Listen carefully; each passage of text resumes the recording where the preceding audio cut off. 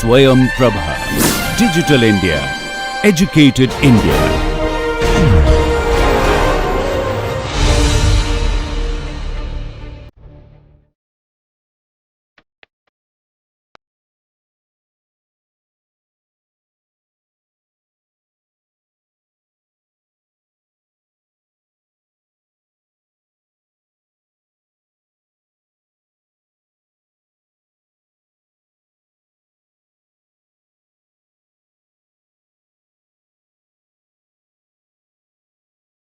Welcome. So, we have been discussing plasticity, particularly synaptic plasticity of the short term and long term kind. And in the last week classes, we have covered models of short term plasticity, theoretical models of short term plasticity, which are based on different phenomena that have been experimentally observed that modulate short term plasticity, either short term depression or short term facilitation. So, now we shift gears and move on to how to understand long term plasticity and how to model long term plasticity in neural models. So, if you recollect, we had introduced the idea of long term plasticity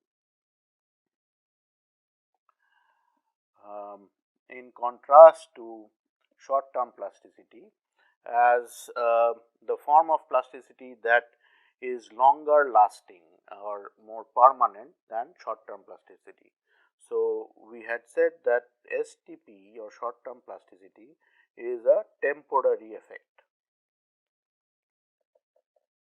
and it recovers to its original strength, that is synaptic strength that you start with after activity for a period of time. You leave it undisturbed and the synaptic strength goes back to what you originally started with, and the changes in between is short term plasticity. Now, in contrast, long term plasticity is that you do manipulation is that is more permanent and stays depending on what mechanisms come into play afterward, and that is maintenance of the synapse that leads to keeping the synapse equally strong for longer and longer periods of time, maybe even entire life. So, that requires other mechanisms, and that will not be part of our discussions initially.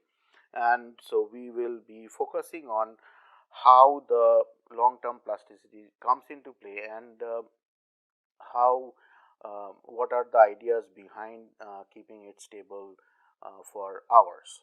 So, as we have discussed before, in long term plasticity, so given a presynaptic spike of two and we are patched onto two neurons that are connected through a chemical synapse, and this is the postsynaptic spike, we get, let us say, an EPSP with a particular amplitude.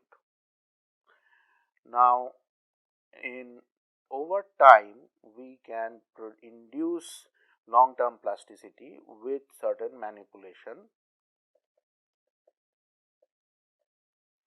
and then we again measured the synaptic strength with a presynaptic spike, and let us say with a increase in synaptic strength where this is the EPSP has increased in size, which is potentiation, and we let it stay and measure again, let it stay undisturbed and measure again, and we see that we are maintaining the synaptic strength. So, we measure again and we are still at the same synaptic strength. So, and this carries on for a period of hours, couple of hours. It is difficult to record for very long periods of time being patched onto both neurons simultaneously that are connected to each other. So, people have looked into it into a couple of hours sometimes, and that is the direct observation of long-term plasticity that we can see in terms of measuring directly PSPs or EPSCs or IPSCs. So, however, we say that if the synaptic strength is maintained beyond half an hour or so, that is what we will consider as long-term plasticity, and this comes from a long line of work and which focuses on the mechanisms behind the long-term plasticity or LTP. So, why half an hour? That is, so what this involves is LTP involves protein synthesis.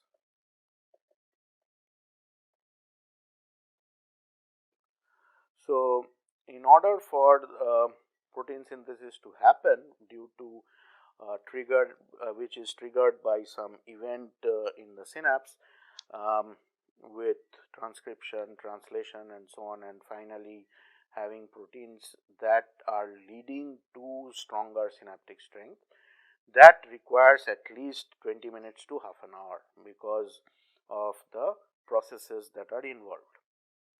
So, what we mean then in LTP is with new proteins in that is also transported to the synapse and which makes it stronger, then we say that this is LTP. Or with protein synthesis removal of or reduction in synaptic strength, which is long term depression, that also requires protein synthesis.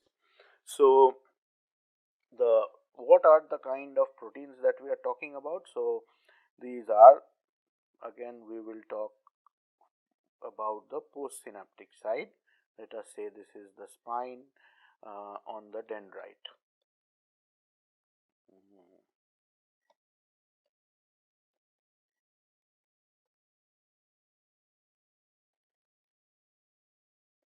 There is a narrow neck, dendrite.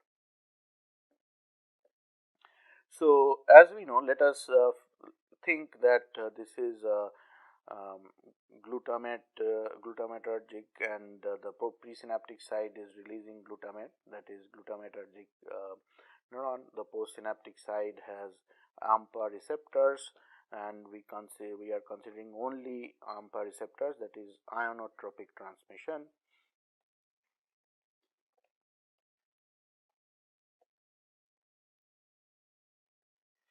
So, in this case, so we have these receptors here, and actually this whole region that is part of the synapse is held together with proteins that are called the postsynaptic density 95, which provides structure to the synapse. There are many other proteins that are involved in providing this structure, giving stability to the receptors and so on. And so, this makes the synapse be maintained for long periods of time. So, here with the flow of sodium or calcium with the increase in potential in here, we can finally see that with long term potentiation we can have more receptors in the spine, that itself would increase the flow of sodium and calcium, these cations, into the postsynaptic side, making it a stronger synapse. So, up regulation of the neurotransmitter receptors. So, these are proteins, as you know, and these AMPA are ion channels which are allowing these cations to flow in. So, if the protein synthesis ultimately increases the number of neurotransmitter receptors that are then transported to the spine and added on top of the existing ones, then the synapse would get stronger. Similarly, if there is upregulation in the proteins involved in the transport of the proteins to the synapse,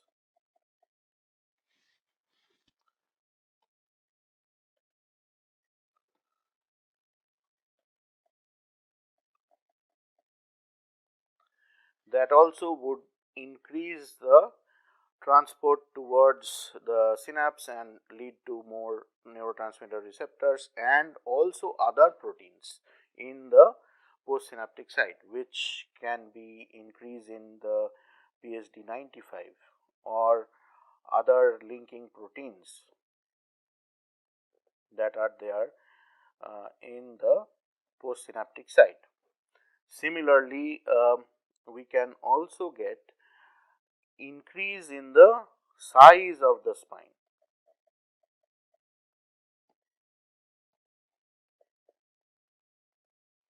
So, essentially there may be free neurotransmitter receptors there that are not even placed into the spine because of lack of space within that region. So, we now know from quite a bit of work that the size of spine also matters immensely, because that essentially allows an increase in the number of neurotransmitter receptors that it can hold and is proportional to the strength of the synapse. So, very recently, with a large body of work on spine size and synaptic size, it has been shown that actually synaptic strength is indeed very related to the size of the synapse. So, increase in the spine size would mean increase in cytoskeleton protein production. Cytoskeletal proteins must be increased. These are basically proteins that provide structure to the spine and like the skeleton of our body, and so those need to increase the size of the spine.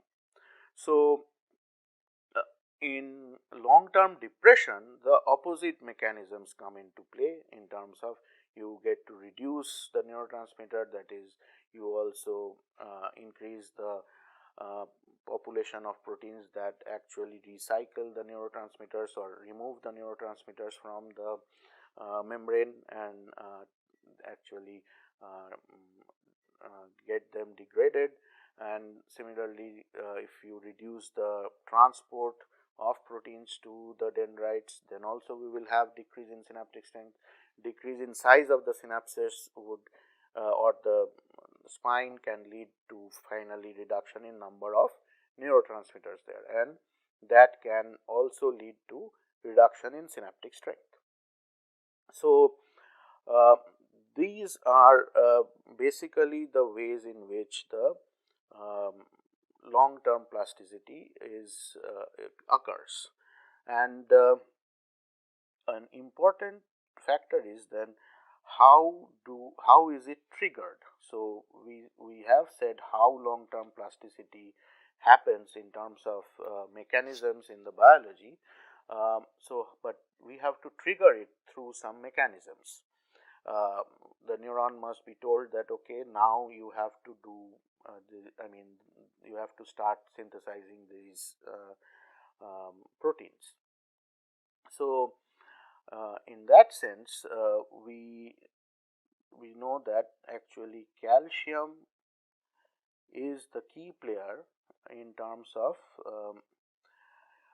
starting off LTP.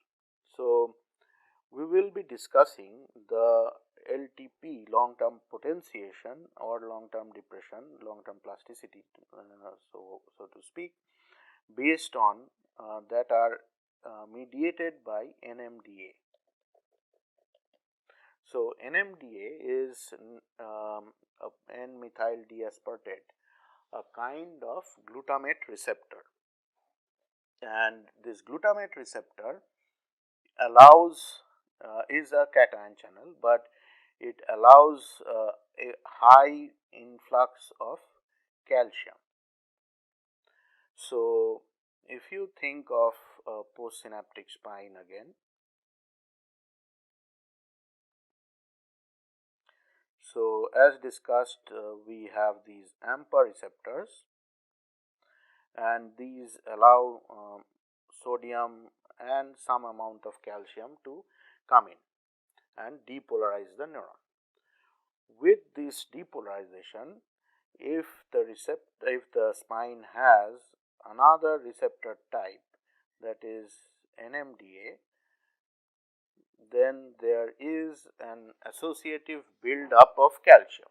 So, how this happens is, so we have the glutamate neurotransmitter, which is, let us say, GLU, which comes and binds to it. That gates the AMPA receptors, allows sodium to come in into the spine, and that gradually increases the inside potential or depolarizes the depolarizes the spine. Now, NMDA receptors are special in the sense that they also have glutamate binding to it. They require glutamate to bind to it to gate them, but under normal circumstances their pore is blocked by magnesium ions. That is, the pore at the mouth of the NMDA receptor is very suitable, energetically very favorable for a magnesium ion to just fit in, and so the NMDA receptor remains blocked even though the glutamate has bound to the NMDA receptor and the gate has opened, that is, the gating has occurred. It will not conduct unless the magnesium ion is thrown out. So, this magnesium ion to be thrown out requires sufficient depolarization to happen in the spine. That is, it has to be sufficiently positive inside so that it can repel the magnesium out. So, with depolarization,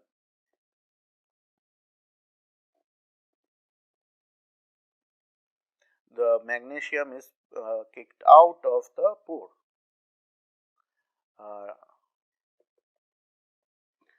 And once the magnesium gets removed, then build up of calcium can happen in the spine, because NMDA receptors conduct calcium ions much more than any other kind of cation channels. And so, the calcium that comes in through the AMPA receptors are extremely small in amount compared to when NMDA channels open. So, that leads to this build up of calcium, which is the trigger. The calcium then after the increase in level of calcium, there are a number of pathways that get activated, including phosphorylation, PKC, that protein kinase C and protein kinase A, number of them are required, which ultimately goes and activates a transcription factor. So, that finally leads to protein synthesis, and this build-up of calcium thus can happen when we have very high activity in a very short period of time. That is, we have a large amount of flow of cations in the through the AMPA receptors, which depolarize the neurons, and additionally with the glutamate being bound to the NMDA and the magnesium being kicked out by the initial flow of the cations from the AMPA receptors, that leads to the calcium entry.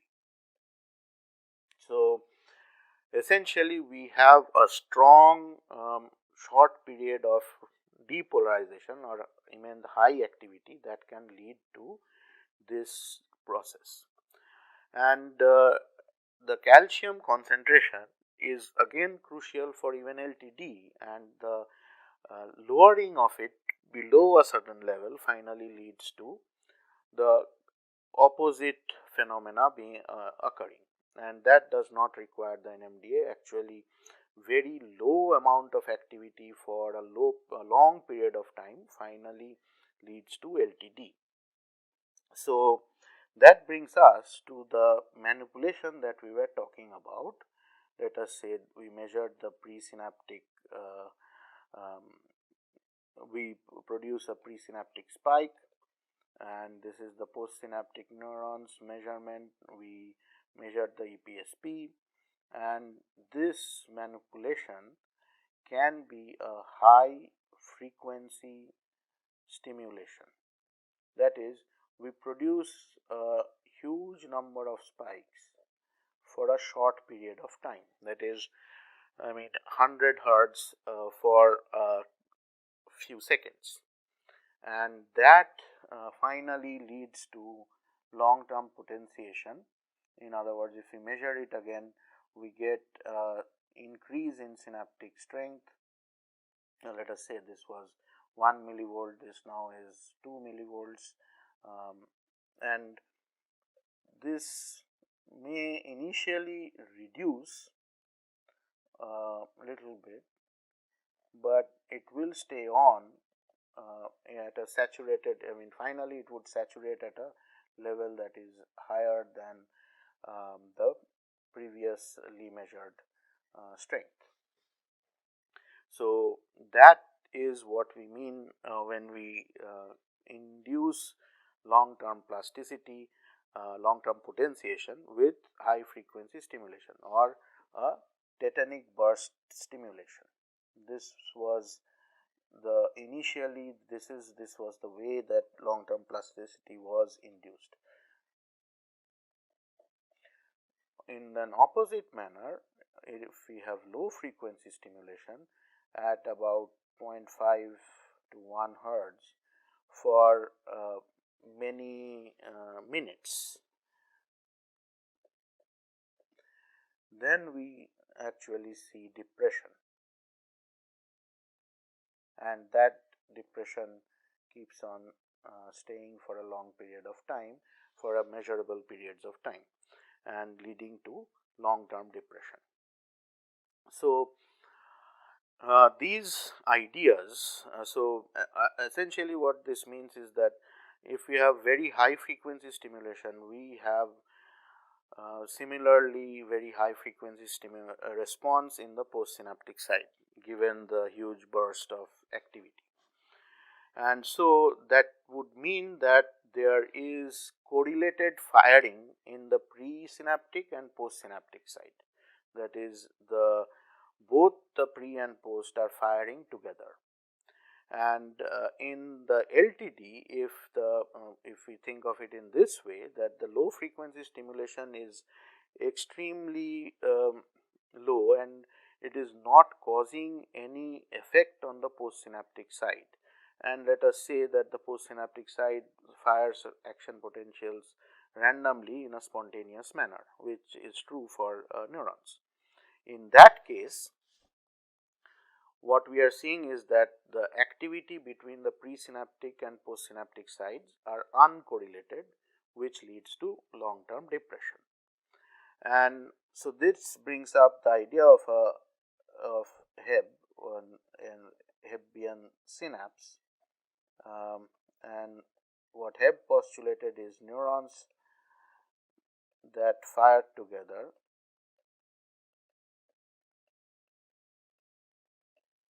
wired together. That is, they are connected more strongly together. Neurons that fire together, wired together, and neurons that modify, synapses that modify themselves in this manner, that when you have high activity and sort of a correlated activity, then you have increase in synaptic strength, and when you have decorrelated activity, you have decrease in synaptic strength. Those kind of synapses are basically called Hebbian synapses. And so we will be considering Hebbian synapses as well as synapses that are not Hebbian or anti-Hebbian. So it is not true that all synapses behave in this manner. In fact, there are synapses that are exactly the opposite, and that is what we mean by anti-Hebbian,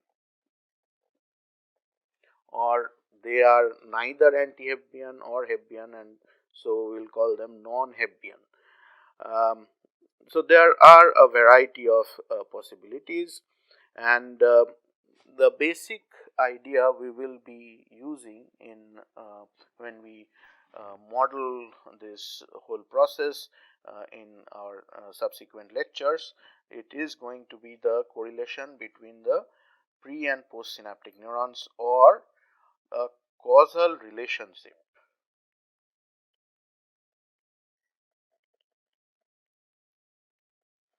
So if presynaptic spikes cause the postsynaptic neuron to fire, that will be taken as a increase in synaptic strength. So if this kind of thing happen for a long period of time, then we get strengthening of the synapse. And if the presynaptic spiking is not causing the postsynaptic spike, and rather the postsynaptic spike in fact is occurring just before the presynaptic spike, then it is totally acausal, and so that would lead to long term depression.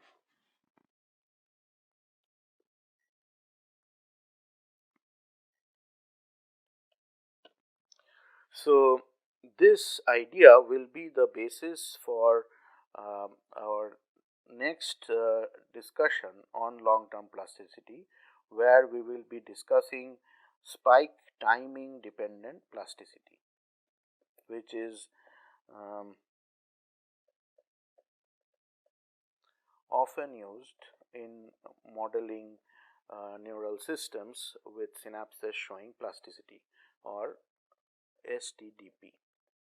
So with this we come to the conclusion of today's discussion on long term plasticity, and we will continue in the next lecture with STDP, and then follow up with basically how to model long term plasticity in networks or networks of neurons. Thank you.